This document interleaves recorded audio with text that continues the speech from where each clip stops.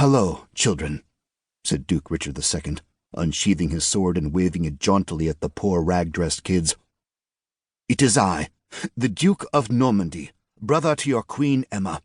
I am on a mission from the king to save—" "Papa says we're all going to die today," shouted one of the children, a girl from her voice. "What does your father know?" Richard spat.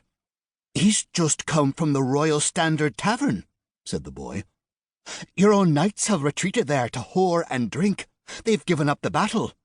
"Well, it was only one night," said the girl, "but only because most of the others have already abandoned the field." "Or are decorating it with their innards," said the boy. He cackled madly, his face like a half-sliced gourd. He had probably been brought to the front to scavenge arrows and driven mad by the scene. Better just to address the girl, Richard thought. She looked as if she might still be sane.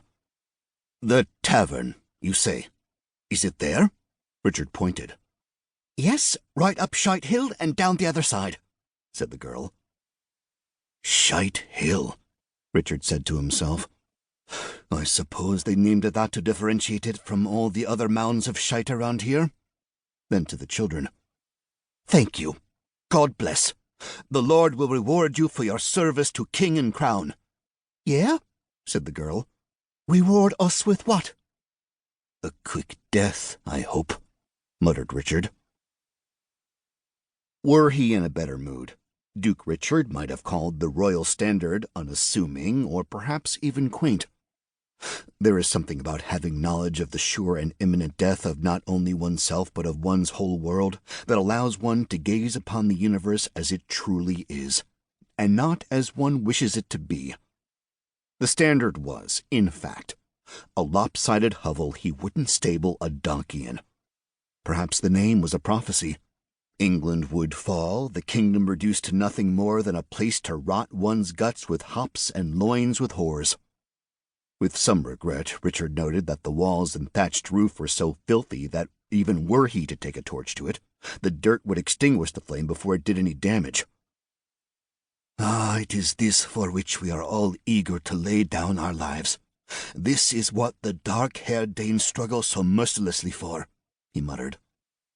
He should simply offer to parley with Canute himself, invite the Danish warlord over to the Royal Standard for the drink, and let the fleas and vermin do an assassin's work. Then Duke Richard II would be the hero of the day, not that execrable Hexen Sabbath. The patrons of the crowded, squalid pub turned to stare at him. There was no steward to speak of, or even proper chairs, just ragged, bleary-eyed people, some with still open wounds, hunched on barrels and loose bales of hay with planks for tabletops. Except in the very rear of the establishment, where in the shadows far from the candlelight, a certain jovial squealing emanated. "You, Sabbath!" Richard said as he strode across the tiny, crowded room. "You're needed at the battlefront, now!" Sabbath didn't even care to look up from the bosom his face was pressed against. He was barely visible beneath the tangle of limbs and yards of fabric from the raw-boned women who were crawling all over him, fondling him. The knight's mail and armor lay nearby in a heap. Richard was aghast. "Pardon me," said one of the women. All three turned to glare at the Duke. "You're interrupting something." "I know," said Richard.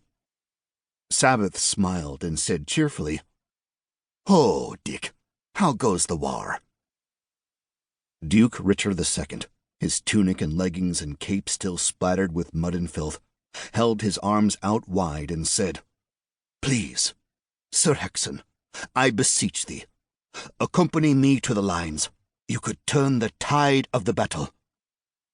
This was not a moment for sarcasm or japery, Richard knew that much. For all the travail it had meant, his mission was crucial, sacred. "As you wear the most holy cross round your neck, come and repel the pagan horde from our motherland, in the name of the King and Christ." Sabbath touched the rounded cross hanging over his tunic.